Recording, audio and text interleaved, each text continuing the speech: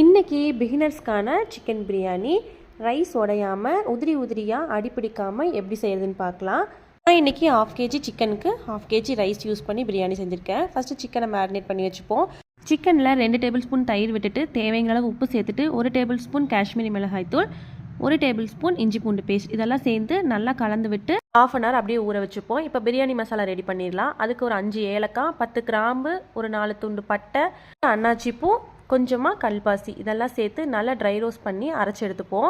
இப்போது பிரியாணி பாத்திரத்தில் தேவையான அளவு எண்ணெய் சேர்த்துட்டு ஹோல் கரம் மசாலா சேர்த்து நல்லா வதங்கினதுக்கப்புறமா 4 பெரிய வெங்காயம் சேர்த்துருக்கேன், ஒரு பச்சை மிளகாய், 3 தக்காளி இதெல்லாம் சேர்த்து நல்லா வதங்கினதுக்கப்புறமா 1 டேபிள் ஸ்பூன் இஞ்சி பூண்டு பேஸ்ட் அதையும் சேர்த்து பச்சை வாசனை போகிற அளவுக்கு நல்லா வதக்கிக்கலாம். இது கூட ஒரு கைப்பிடி அளவுக்கு புதினா தலையும் ஒரு கைப்பிடி அளவுக்கு மல்லித்தலையும் சேர்த்து நல்லா வதங்கினதுக்கப்புறமா நம்ம மேரினேட் பண்ணி வச்சுருக்க சிக்கனை இது கூட சேர்த்து நல்லா வதக்கி விட்டுப்போம். உங்களோட காரத்துக்கு தகுந்த மாதிரி மிளகாத்தூள் சேர்த்துட்டு ஒன்ஸ் கலந்து விட்டுட்டு சிக்கனை மூடி வச்சு அப்படியே வேக வச்சு எடுத்துப்போம். தண்ணி எதுவும் சேர்க்க வேண்டாம், சிக்கன்லேருந்தே தண்ணி விடும்.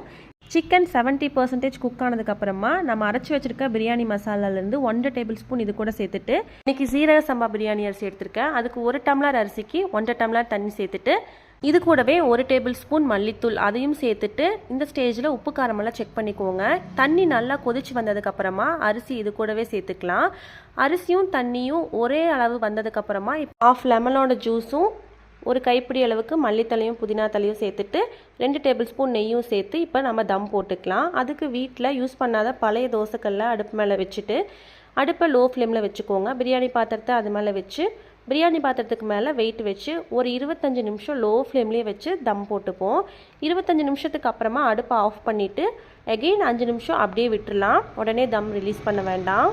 5 நிமிஷத்துக்கு அப்புறமா மூடி ஓப்பன் பண்ணி மெதுவாக சாப்பாட்டை கிளறி விடுவோம். அவ்வளோதான், உதிரி உதிரியான பிரியாணி ரெடி ஆயிடுச்சு.